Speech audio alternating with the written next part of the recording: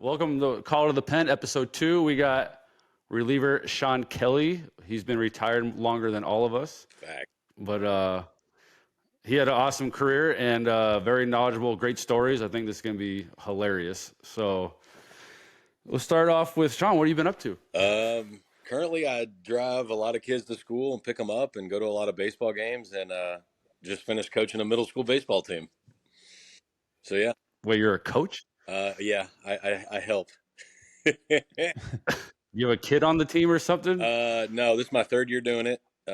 My oldest son is now on the 6th grade team, but no, I've been doing varsity for 3 years now, so I've been doing it without him. But he'll be there eventually. Got any hardware from that? And you could like tolerate the kids? We got hardware. Sorry. We got hardware. Oh, yeah. Yeah, district region champs this year. Lost out in a tough one in the semi-state. Wow. Yeah. That's amazing. What about the Adventure Off-Road Park? Can you tell us a little bit about that? Yeah, so I've got bought that a while. I bought that in 2018. It's an off-road park. We do events, we do races, we do camping, RV spots. It's just kind of a redneck Riviera. So any of us could just show up. We can rent a UTV and cruise out there. We don't rent them. Okay. That's ridiculous, that liability stuff. I don't even want to get into that. But no, if you have something, bring something. A buddy's got something, or if you come with me, I'll let you use some of my stuff. Well, yeah. I mean, Kinsler was kind enough to give me his email earlier, so I signed him up for your newsletter so he can be up to date on. I was wondering why you wanted that. I did a contact me. I'm like, I can't ride a bike. I shattered my ankle doing it, so I was hoping Shawn can teach me how to drive a UTV. Yes, I can't wait till you get a call back from our office employee. There we go. Oh, God. You're welcome, Brandon. Yes. You're so shysty, dude. Reminds me of a lot of things back in the day. Steve, you had some friends at New Shawn? Yeah. I want to know your thoughts on, I think it was the 2021 Windstone Member Guest Tournament. Oh, man. Me and Jason Worth. So I'm a member at the golf course, and I think that's one of your good buddies, Steve, right? Yeah. Yeah. So me and Worth, I bring Jason Worth as my partner, and we're in the member guest, and he's my guest, and we got off to a slow start. We had a lot of fun, had a few beers, and then on the last day, we decided to birdie about 8 of the last 9 holes to come back and win the first flight of the member guest. A little bit of cash on the line, had some other bets, had some other people involved, and then due to some rain and a delay and some darkness, we got banged on the last hole. Our group finished, a bunch of groups finished. Yeah. So there was a big fiasco on how to do we go back to the last 9 holes? Do we do this common hole thing where, you just take the holes everybody did play? But so there was a little bit of a heated discussion. We somehow still managed to win the tournament based on the way they did it. I didn't agree with it. And me and Jason were a little colorful in our thoughts of how we feel that the tournament decision was made. And I was on the tournament committee. So, but anyways, it's all good. We got some hardware from that too. That's sick. What do you got, Brandon? I thought you were talking about some throwing clubs. I mean, both of you guys are good at throwing stuff. Supposedly, you want to go play at Sawgrass with us in September, and I was wondering what the over/under 5 putter throws in an 18-hole round. We didn't throw a ton of clubs in that one. I have broke a Scotty Cameron putter over a pine tree one time.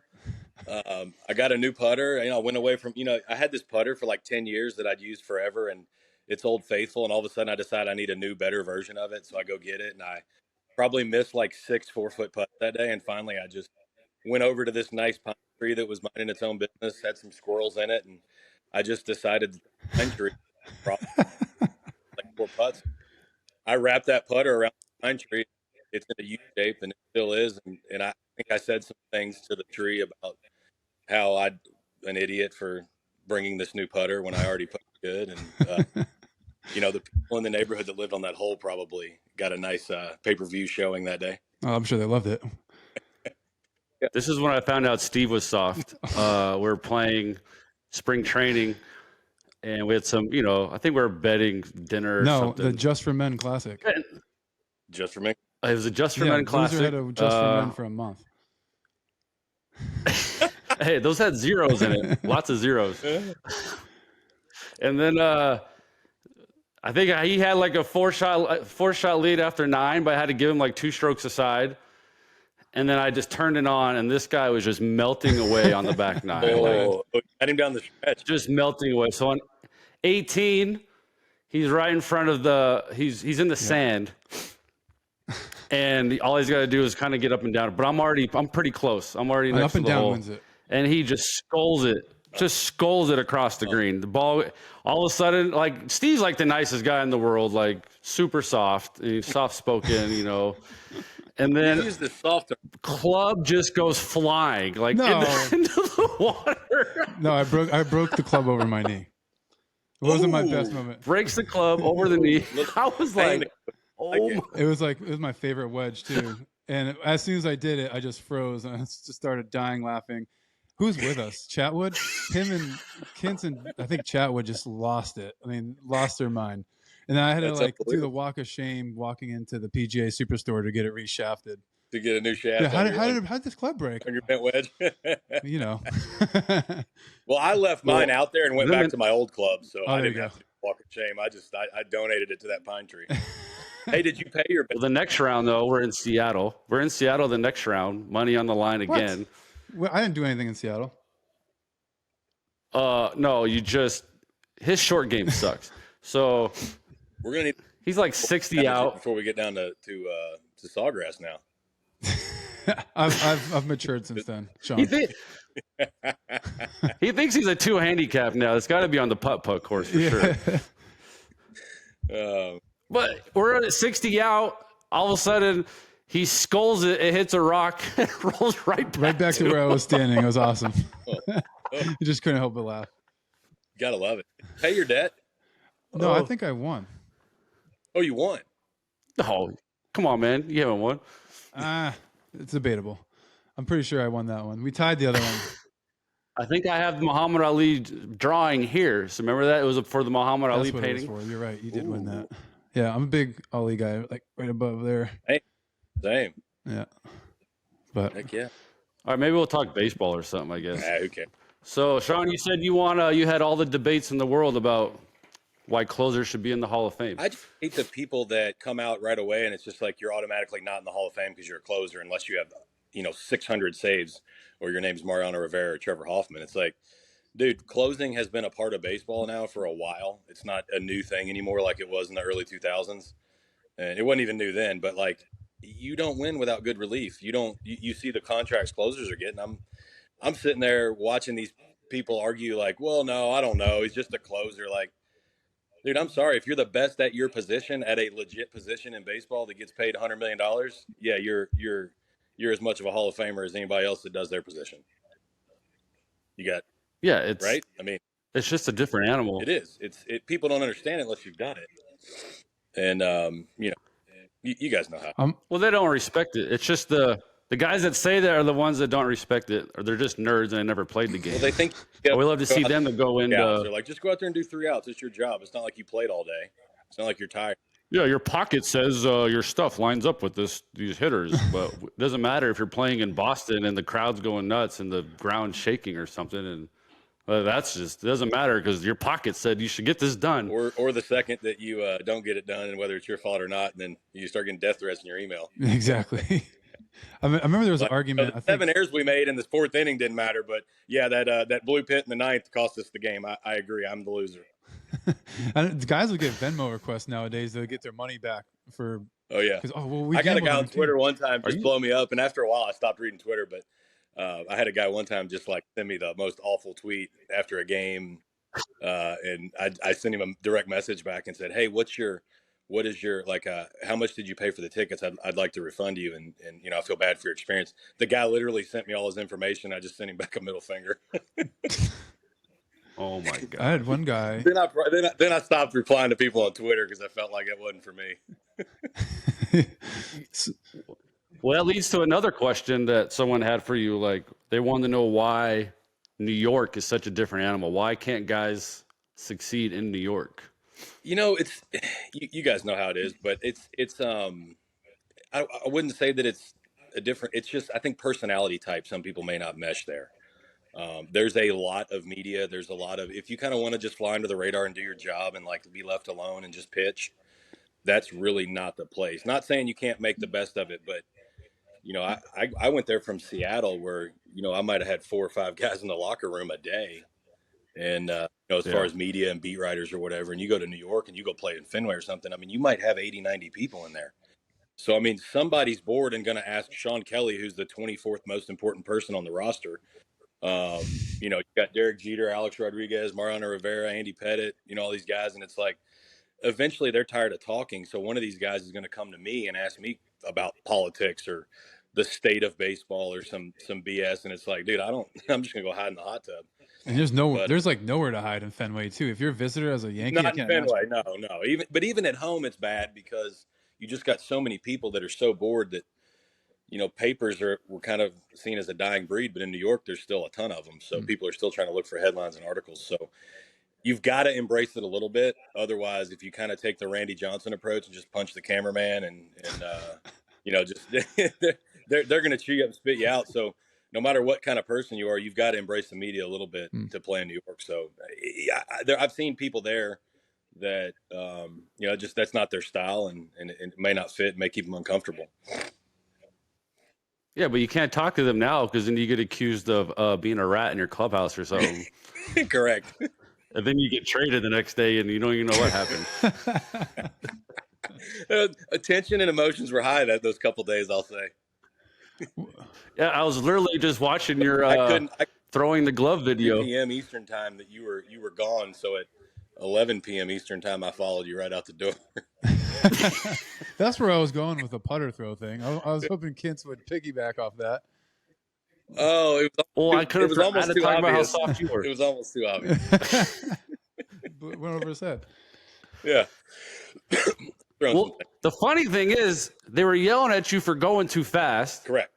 But in today's game, they would like applaud the hell out of you. Like, this is great. I feel like I would have been celebrated and probably still be playing on a very large contract with a lot of money if I had done that in today's game. We both might have been playing if those days went better for us that one day.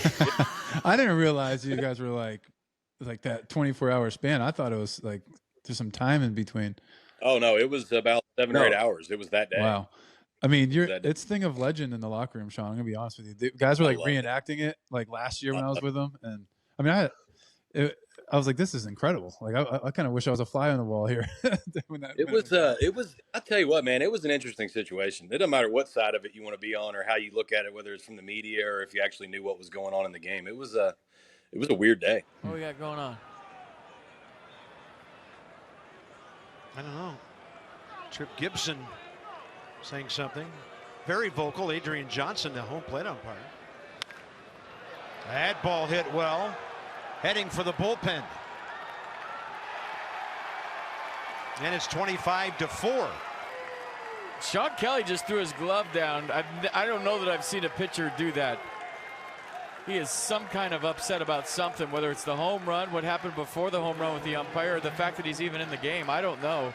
I think everybody would agree to that. No doubt.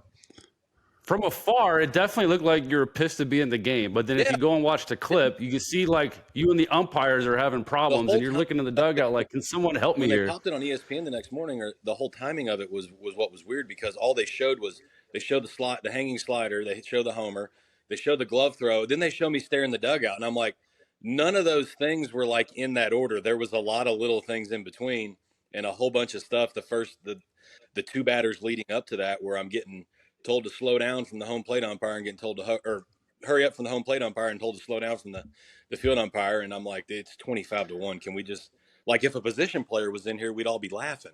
But since it's me, like, we're taking it serious.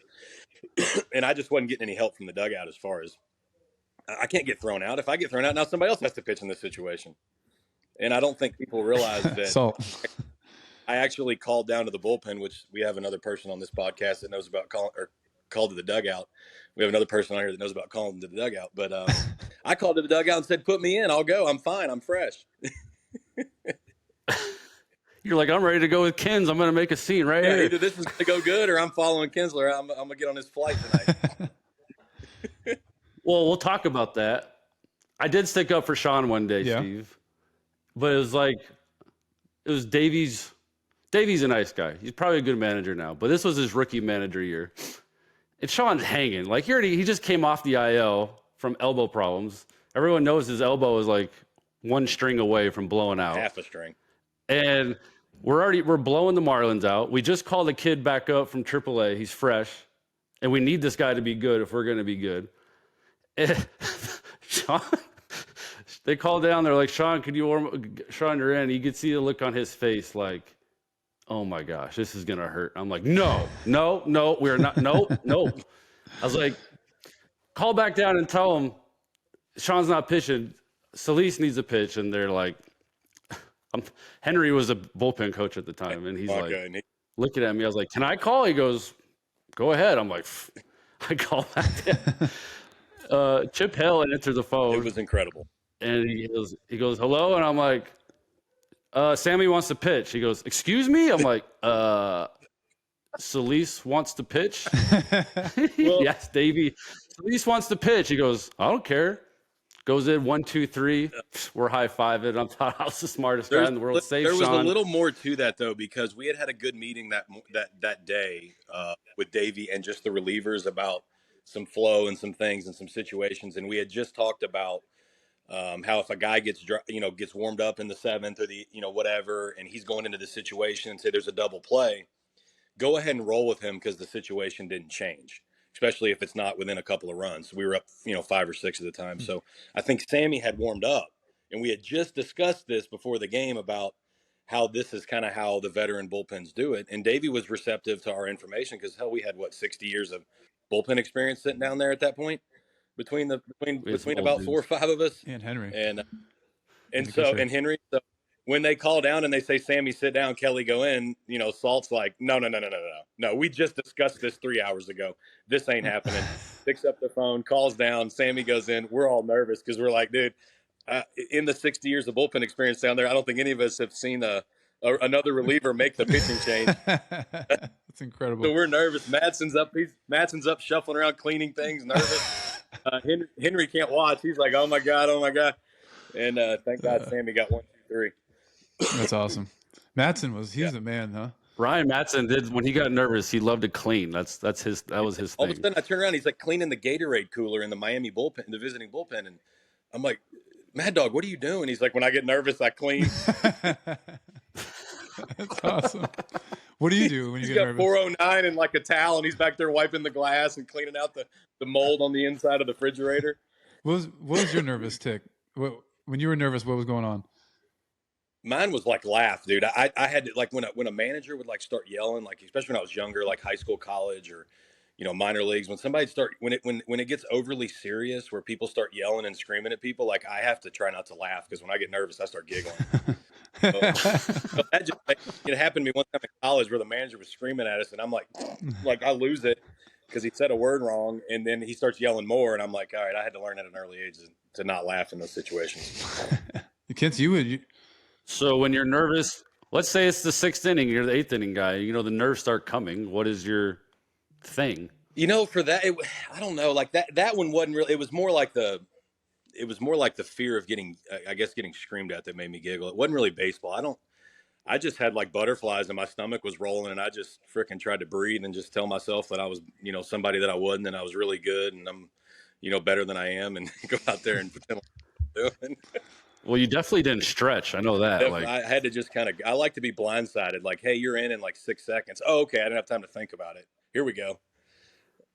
Your pregame routine was great. You just show up at like 5 minutes before stretch, just walk out there, lob the ball 5 times, lob some sliders, and you're good. And then go out there and throw 25 sliders with 2 fastballs. Hey, get ready for tomorrow. Those fastballs, they were definitely looking slider. And you'd be like, look at my elbow. It'd be like this. I got like 14 degrees of motion in my elbow now, still to this day. You'd be like, look, it's right here today. It's going to be a good day. Good day. I can almost tie my shoes. That's crazy. Yeah. Unbelievable. How do you think you'd survive with this pitch clock? Man, I think I would have liked it. Because, my last couple of years, I kind of started doing a little bit of that quick pitching and, just being ready and calling my own signs. I had my own signals to the catcher my last year in Texas, where I'd the way I caught the ball, or I'd make a subtle move, or we'd have a little thing every game. And we'd already know the pitch before I got on the rubber. So if the guy's just getting in the box and his head's down, I'd just go and steal a strike. Yep. Maybe it's cheap, but I also have a. Well, you can't do that now. You gotta. They have to. So I gotta have eye contact. I kind of liked what Max was doing early, kind of messing with it. I've seen some guys mess with the whole with the runner stuff, but I was always just kind of savvy and figured out a way to skate by and kind of slimy and grimy, just find some tricks, throwing a bunch of slides. Yeah, I'd have probably found a way to manipulate it. Now the sticky stuff, I don't know. I needed a little tack. You're talking to two guys that never use that. What did you use? No, I know. Yeah, I'm the only really did it. So I needed. So PitchCon would work for you, I'm guessing. Yeah, I would love it because I saw a thing the other day with Greinke messing with going back, and I would just call my own pitch every time. Sometimes me and the catcher were on the same page, but when I heard stories about people that are like, well, I didn't want to shake them, I'm like, dude, since I don't know why, but I called my own game from the jump. And I never threw a pitch I didn't want to throw. So I can fully own all my homers. That makes two of us. Except for the ones where guys run PEDs, I want those back, but that's a different. The which one? The ones where a guy hit a homer off me and then gets popped for steroids in the off season or something. Oh yeah. Those ones are tough, but the other ones I'll own. Yeah. I also thought those ones are tough. Give them up. I like to give them up. I think I gave up one time that was 490, and if it's going to be over the fence, don't be a wall scraper. Get into it. Yeah, at least if you're going to juice, it better be way back. Put on a show for the fans, so I get more licensing money or something. My career's going to be over if I keep giving up 490-foot fun balls. Back in 2014, I gave up a ball in Colorado. They just built that third deck bar restaurant spot up there. Yeah. And Corey Dickerson, nice. hit a tank up there off me to tie the game. And I was like, oh, wow. I didn't realize they did renovations to the stadium. They got all nice 3 new restaurants. I mean, it rattled off.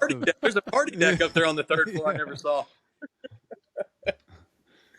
Oh, man. That does look like a good spot. I do want to go up there and watch a game from that spot. Let's go. Hey, I'm down. Obviously, we get free tickets the rest of our life. So, Steve, where are you located? I'm in Jupiter, Florida. Oh, you're down. Yeah. Oh, you're down there with. I moved down here when I was with the Marlins, and now I don't want to. I don't want to live anywhere else. It's awesome. I don't want to live anywhere else but Jupiter either. I just don't. Sounds like you got a good setup over there. Where are you in? Tennessee over there. But just go live at Max's one of his houses or half of his house. I do. He just doesn't know, so don't say it on this. That's awesome. I saw you guys played Pebble. How was that? 3 months. You guys played Pebble Beach. I saw. How was that? It was phenomenal. I feel like when you play a course like that, you go into it and you kind of just hope that it's everything it is, so you're not let down. And that was everything and more. I can't say anything. Really? And we got lucky. I think the caddy we had was this is the nicest day it's been in Pebble in 2 years. It was 65, no wind. The sun was out the whole day. They were like, this never happens. And so it was awesome. Every hole I felt like an opportunity for a photo. And then saw the spot in person where Jordan Spieth hit that shot on that cliff. The dude would have died if he slipped. That's incredible. Really? Yeah, I looked and I was like, why would you even think to go over there and try to hit that ball? It's 100-foot drop in the rocks if you slip off the edge. It wasn't just a hill. But so Max went on the IL shortly after that day. So Max didn't slip. No, we were very cautious, and it was a very nice, safe day. We had a nice dinner that night, but he did hit a lot of shots out of the sand. I think he was in the sand all day. Eventually, I was like, Max, after one miss, just throw it on the green. You don't need to be jarring your back in the sand. He got game. Tell me about a round with Max. I haven't played golf with Max, and Max is just so intense. Yeah, it's probably not as much on the golf course. I think it will be when he's retired, and that's all he's got, and that's his competitive outlet. I think then it'll be a different beast on the course. But no, he's actually not bad for a guy that doesn't play a lot. I mean, he hits the ball good, and he obviously doesn't have a lack of confidence out there, and that's half the game in golf. He's going to hit it down the middle 350 yards, so he does it, and then. And he makes some mistakes here or there, but it's fun to play with. He likes we drink a lot of transfusions though, so by the last 4 We're not really focused on the golf. What about you? How's your game? I'm a really bad 4. I'll tell you that. Here we go. Set himself up. I'm the guy at the country club that actually logs his scores. So like, I probably should be an 8 based on how most people sandbag, but I just put my scores in, man. I want to be. That's the right thing to do. I want to be real. Just a solid scrambling 4, like just all over the place. Yeah, I mean, when I'm playing, I haven't played much the last year and a half. A couple years ago during COVID, when there was nothing to do, man, I was playing the week, and my game was, I was a legit 4. Now I'm a bad 4. Problem is with this USGA thing, the gin, like I can go shoot a 90 somewhere, it just throws it out. Yep. But if I shoot a 75, dude, I'm a 3. So that's how Steve thinks he's a 2. All the 105s he shoots doesn't count. When he accidentally shows up and plays good. Oh, you're the reverse. You're like, oh my God, you're so good. You want to show up at the course and be like, I'm a 2. No, I mean, I just ran into 2 good rounds 2 weeks ago that like plummeted my score. And then the other day I shot at 87, so I'm right back to where I need to be. Trust me, I'm the same. I'm planning a member game. Like, go out and shoot some 85s real quick, and it won't change it. Yep. Doesn't put it down. What you got, Kens? Nope. I was going to say, with today's game, everyone throws slider balls, like breaking ball, breaking ball, breaking ball. Or the, what do they call Sweeper. that? The bigger one now? Sweeper. So I think with you in your prime, you probably would have made a lot more money because they would have loved your slider more. Yeah.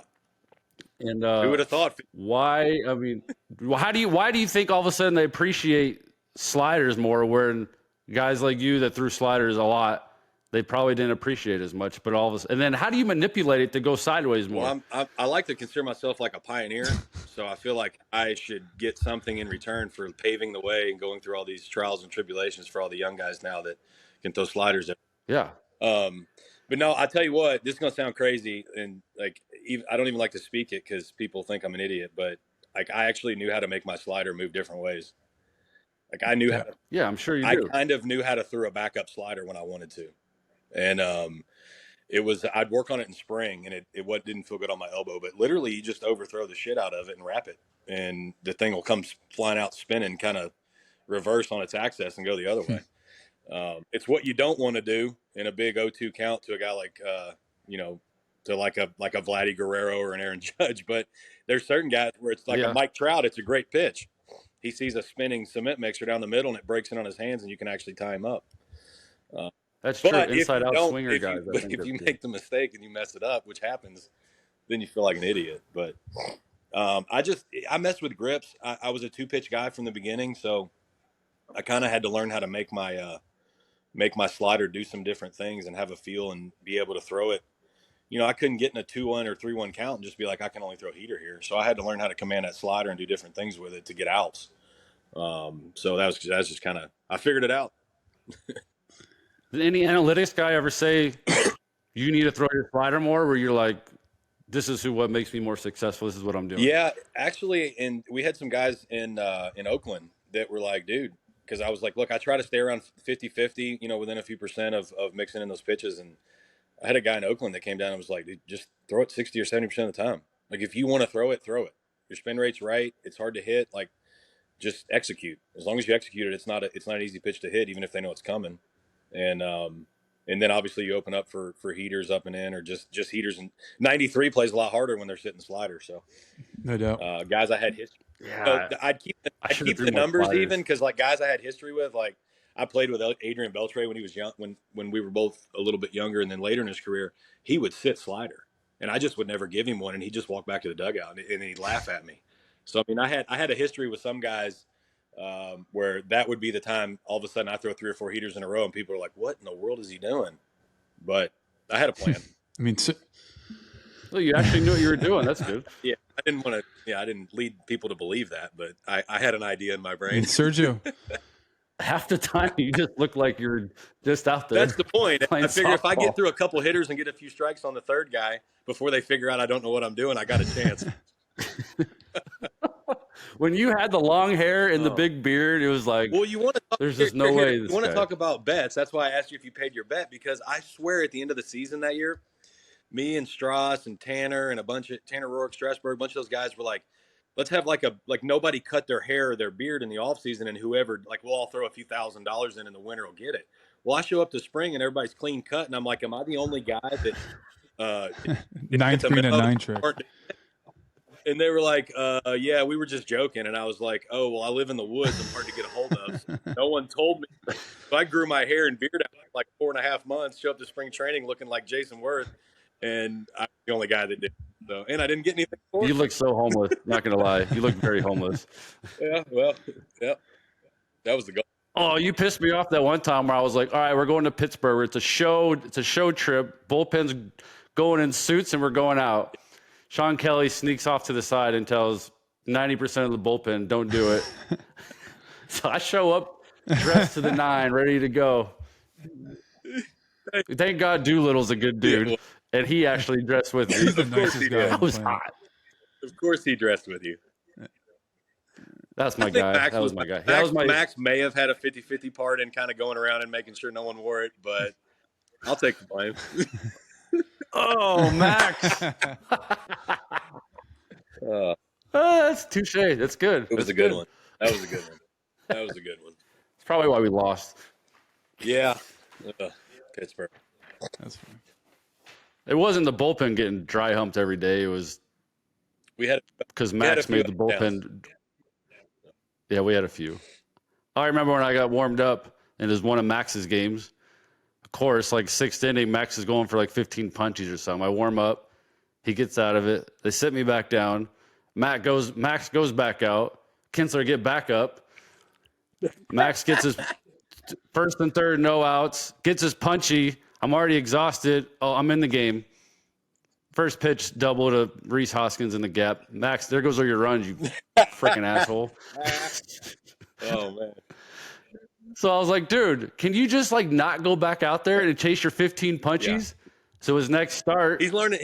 He goes next start. He goes 7. He calls the bullpen himself. Hey, do you want to start your own inning? You want me to go back out? I was like, I would love to start my own inning. He goes, all right, you're in. Love to start my own inning. I would not like you to go out there, walk the first guy, give up a bloop, and then me come in with first and second, no outs, and have to fill a bar. No, go ahead, start this inning. That's that's going to happen. It's 100% going to happen because it's late in the game. It's obviously close enough that you're pitching. The team's probably down a couple runs. They're putting 2 dudes in scoring position, and then you're facing probably some pinch hitting lefty that's like batting 7,000 on split fingers and cutters. Yeah, you just warmed up for 20 minutes the inning before because they had a long inning. He hits a sac fly to center because you made a great pitch, and the guy scores from third because they bunted him over, and you get the blown save, and then the media crushes you, and all you did was go in there and do your job. It's all the starter's fault. That never happened. I warmed up for an inning and a half before that. I heard about that. That's all. The worst was you warm up for an inning and a half before that, and then you're like, "Oh God, thank God I'm done." There's got to be someone else is going in. No, get your ass right back up. What did Mad Dog say? What did Mike Maddox always say? Never let your guard down. Yeah, Dusty. Yeah, give us some Dusty stories. Oh, golly, I got those for days. I was actually just telling a story the other day about how 2 stories. One of them, we were down early in our middle school game, and I was telling our head coach, I was like, Dusty had a saying, a lot of different sayings for a lot of different ways to win a baseball game. And basically any baseball game, no matter what happened or what the situation was, there was a way to win it. And which obviously is true, but Dusty really believed it. So he had the one where if you were down early, he thought it was good sometimes if you got down like way early and the other team kind of checked out, then you slow walk them. That's what he say. Hey guys, we're gonna slow walk. We're down 8-0 in the third. He's like, we're gonna slow walk them. He called down to the bullpen and go, Kelly, be ready. You pitching tonight. We're going to slow walk them. Sure enough, we'd win the game 9-8. But he had the one. I love the one where he tell the relievers, he go, guys, don't throw to the glove. Throw true to glove. That was one of my favorite ones. But it took me a while to catch on to all the Dustyisms. That's all you guys did was like Dusty's voice. I love that man, dude. That is my favorite. He's an unbelievable human being. And so I only say these Dustyisms because he knows, because I've said them to him. So he got some. We were playing the Cubs the first year we were with him in 16, and Papelbon had some injuries, and I was kind of filling in closing, and we hadn't picked up Mark Melanson yet. We were going to get him later. So I was throwing the ninth, but Dusty was kind of like, hey, can you throw some outs in the eighth too? Because I was the eighth inning guy. So go figure, I'm kind of doing the eighth and the ninth, both jobs. And we're about to play the Cubs, and Dusty didn't have a real good track record against the Cubs after he managed there. So I show up at the locker room one day, and there's a carton of food on my stool, and a lot of guys were doing those meal things. So I just thought something got set on my stool wrong, one of those meal prep things. So I go in the office, and one of the clubhouse guys in there, I said, I think somebody left their meal on my chair or whatever. So, get it to whoever. It ain't mine. And he goes, oh, I think that is yours. I think Skipper brought it for you. And I said, what? And he said, yeah, I think Dusty brought you that food. And I'm thinking, why in the hell would Dusty bring me food? Like, I already ate. So he's like, go in his office. So he says, go in his office. So I go in his office, and he goes, hey, Kel, he goes, sit down, man, sit down. So I sit down. I go, hey, did you get me some lunch or something? And he goes, oh, yeah. He goes, that's shepherd's pie. He goes, you like shepherd's pie? And I'm like, well, Dusty, I like anything, but yeah, I guess. He's like, well, he goes, that's my favorite meal from my favorite Irish restaurant in DC. And he goes, I figured the only way we're going to beat the Cubs is if we out-Irish those motherfuckers. And so I looked at him and I said, all right. So I went back to my chair and I ate every bit of that shepherd's pie. Hey, I got the save that night and the win the next night in extra Let's innings. go. And we took 2 or 3 from the Cubs. I swear to God, I tell that story to everybody. And he was probably you're his favorite reliever after that, because he knows he did it all. I thought you were going to say he bought shepherd's pie for the entire team. Well, I was surprised it wasn't there for the whole team the next day, but no, he gave it to me because he said he figured a guy with a name like Shawn Kelley, I must be pretty Irish. I said, man, I'll be your Ireland boy if That's you need amazing. Me. Yeah. Just make sure you sign me back, please. I was this close to playing for him. Take me everywhere. He's got Farova over there in Houston with him coaching first. Oh, yeah, that's right. Yeah, Three Finger Dan. That's Big so hit. true. Hey, that's on the back of the shirt. There it is. That was the trademark to all my shirts I made that year was Dan's hand on the back. My wife, Christina, freehand drew that actually. She sketched that. We went to Kinko's, got it printed out, and got it sent to a guy and put it on T-shirts. Oh, what a team effort! The salty shirt right there, right there, the front or the back? The salty shirt. Well, the salty shirt we got made with that Salt Bay meme because before he even came, Albers told us that he's a great teammate and a great dude, but he's salty. And I was like, well, we're going to break through that salt barrier right away in week 1 and get him some shirts. That's awesome. But, hey, it's tough to get traded, man. In the middle of the season, you don't know how a team's going to embrace you. Hey, you think like going to high school or going to college or like going in a locker room with some new dudes or showing up to spring training's nerve-wracking? It can be awkward to walk into a new team of a bunch of alpha males at all different levels, but you walk into a big league locker room on July 1st with a bunch of dudes and you're about to take some dude's job. August 1st, but yeah. There's nothing like Maybe that. July 1st for the two of you. It's the worst. And then they're like, hey, and then, you show up on a Sunday day game. They're like, hey, man, you want to play catch today? I'm like, no, I don't play catch on day games. The man's like, you sure you're ready to pitch tonight? Oh, yeah, I'll be good. Yeah, I'm good. Don't worry about it. I'll be there. That's great. Yep. August 1st is the trade deadline, trust me. Yeah. You guys were thinking of 2019. Back-to-back years. I think it was 2 or 3 years in a row on my birthday. Yep. Pack your bags. Yep. Oh, and then you get released on your birthday, too. That's always fun. Oh, happy. Well, hey, you don't have to go to the field. Go straight to Dave Buster. No, I was at the field. Oh. I was one game away from They waited till you got there to tell you that. Classy, oh, right yeah. there. Classy. Well, they traded on Twitter. They made the trade at the trade deadline, and then they're like, well, fuck, we got to get rid of somebody. Get the old guy out there. And I pitched like 45 pitches the day before, and I was hanging, and I'm just like, I didn't even want to play catch. And then here comes Joe. They're going down the list. Joe Girardi. Saul can't pitch for 2 days. Just release him. Yeah. He's done anyways, and he's one game away from 150K. Yeah. Let's just get rid of that guy. Yeah, and you especially weren't that. the field. Oh, You priced I yourself. was ready to go home anyways. Yeah. He said, well, He goes, when you get 1 year deals, is there a handshake agreement and how long the front office will give you before they maybe bring up a prospect? Oh. He said, the reason I ask is because Jed talked about not giving up on veterans too soon because the club gets a bad rap with the players who might sign because everyone wants a prospect. I mean, we're all been 1 year guys, but there's never been like a. I mean, I don't know. You guys can answer it as good as I can. That's just more where the team is 100%. and what they're, if you're with one of the 20 teams that's not really serious about winning the World Series, I mean, there's a good chance But again, for me, like as I looked at some of my deals later in my career, it was like obviously when you've done some things or you've got your 10 years or you feel like you've made a little bit of money and you're kind of on the back end, you want to go somewhere that's going to win. But if you sign with a team that might be in last place, you're probably going to get traded at the deadline if you're doing good. So you have a little low pressure, maybe a little bit less stress early in the season. Maybe not be afraid when you're 20 and 40 to tell a coach like I need a day, and then all of a sudden, boom, August 1st, not July 1st, you then get popped over to a team that's in first. So and you're rejuvenated and you go off. It's a business, so I mean, but I see what he's saying about the veteran stuff because you want veterans around, but at the same time, I mean, people are doing things so in the now, and so like I got to win tomorrow or win this year. It's just, I mean, look at the dang Nationals. I mean, they've got a bunch of future Hall of Famers and MVPs and Cy Youngs just all around the league that are still in their prime, and they're all on different teams. Isn't that crazy? Where you are, they got their World Series and then they struggled and they blew it up. It's just looking at the way that it happened at the time. It's not crazy. Looking back now, you can say, yeah, they could have had a dynasty if they kept everybody together. Oh my God, that team! They had so many good players. Many. Got 8 or 9 guys that have either won MVPs or Cy Youngs or been in the top 3 of it year in and year out.